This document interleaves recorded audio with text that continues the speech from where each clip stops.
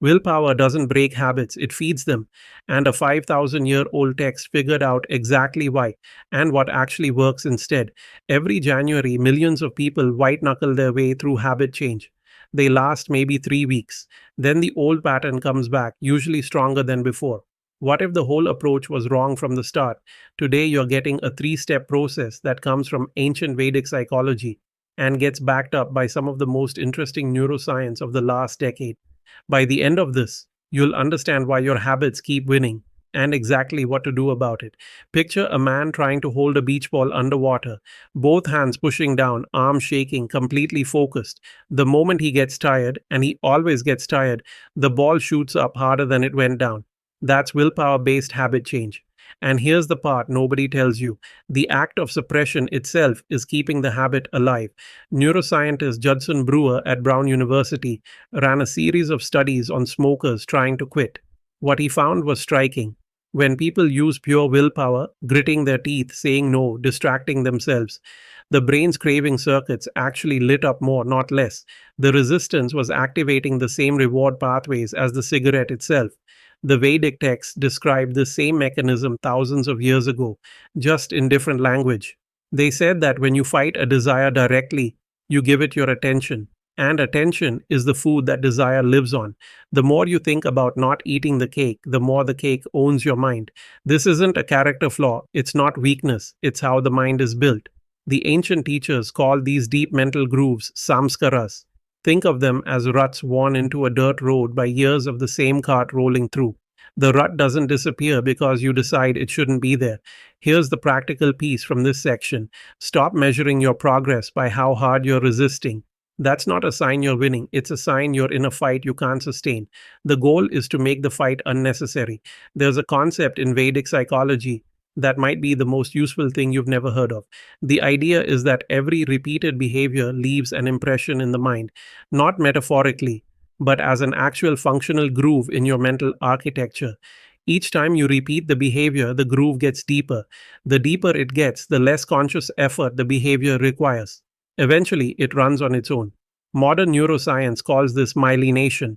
Every time you repeat a behavior, the neural pathway gets wrapped in a fatty sheath that makes the signal travel faster and more automatically.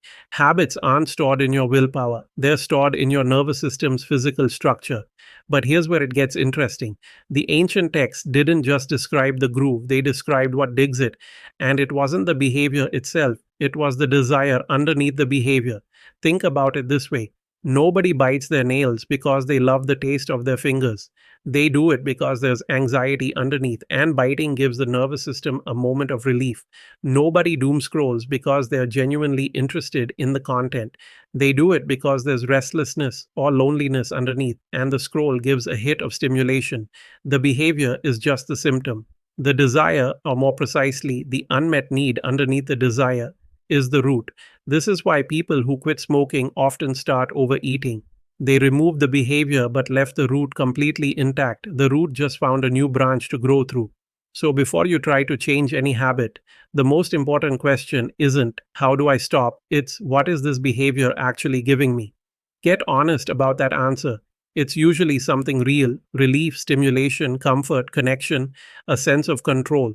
That need is legitimate. The delivery mechanism is just broken.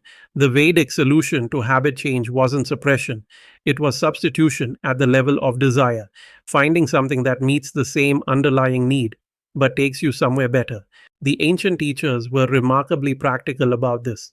They didn't say desire is bad, eliminate it. They said desire is energy and energy can be redirected. The same pull that drives a destructive habit can be the fuel for something that builds you up, if you find the right channel for it.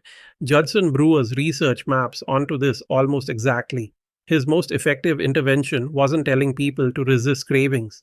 It was training people to get curious about them, to actually pay attention to what the craving feels like in the body, where it lives, how it moves, what it's actually asking for, and then critically, to offer the nervous system something that genuinely meets that need.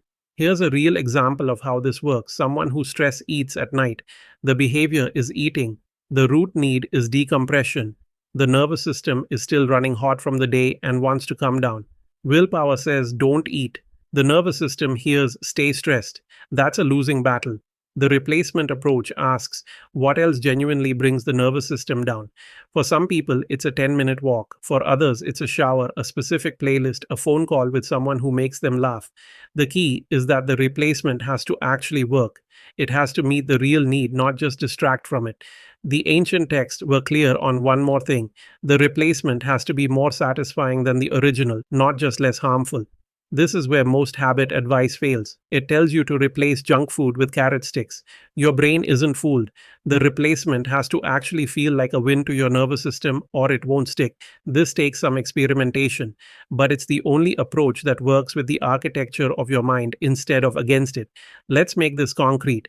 Here's the three-step process drawn from both the ancient framework and what behavioral science has confirmed works. Step 1. Map the loop. Every habit has three parts: a trigger, a behavior, and a reward. You need to know all three before you can change any of them. For 1 week, don't try to change the habit at all, just observe it. What happened right before? What did the behavior actually give you?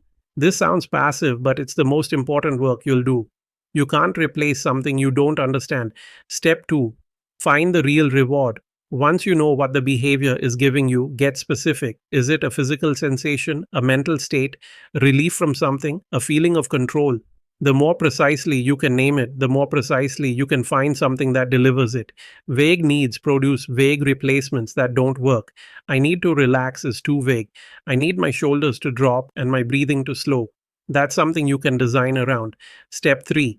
Install the replacement with repetition. This is where people get impatient. The old habit has years of neural infrastructure behind it. The new one has none. For the first few weeks, the replacement will feel effortful and slightly hollow. That's normal. You're building the road. The ancient texts were direct about this. They said the new impression has to be repeated consistently until it becomes the path of least resistance. Modern research puts the average time for a new behavior to become automatic at somewhere between 60 and 90 days, depending on the complexity. Not 21 days. That number was made up. The key in this phase is to reduce friction for the new behavior and increase friction for the old one. Make the replacement easier to access. Make the old habit slightly harder. Don't ban it, just add one small obstacle. This isn't about force, it's about tilting the landscape so the water flows where you want it to go.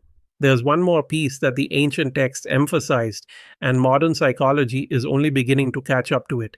And it might be the most important of all. The text said that lasting habit change isn't really about the habit, it's about identity. The behaviors that stick are the ones that align with who you believe yourself to be.